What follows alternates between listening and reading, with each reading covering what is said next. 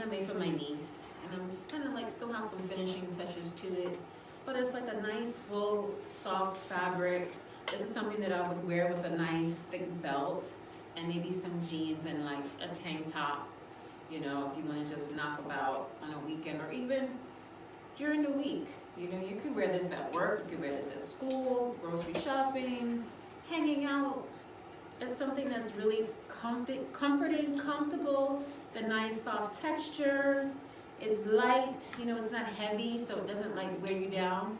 But it, you know, wool is a good fabric because it blocks out the wind and it blocks out the elements of weather. So I really like this. I love the vertical stripes. You know, it took me about a few days to make this, and I always had a hard time learning how to do sleeves, but this was a great challenge.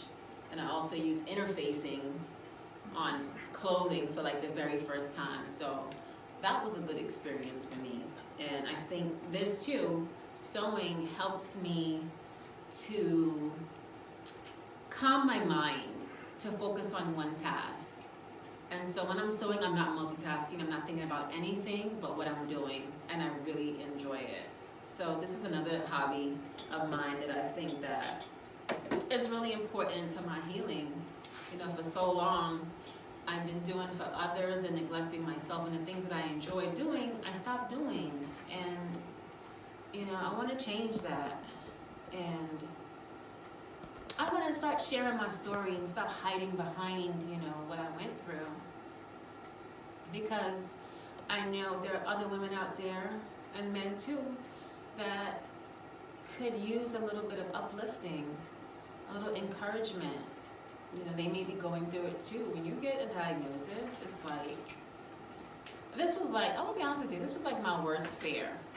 And this is why I left Delaware, because it's like, you know, I'm not gonna stay here and, you know, get cancer, but it happened. It really did happen. Sometimes your worst fear end up happening to you, and then what you do?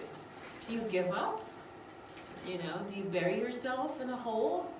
Or do you start to reflect on your life and the things that you've been doing and make a decision to make some changes where they really matter?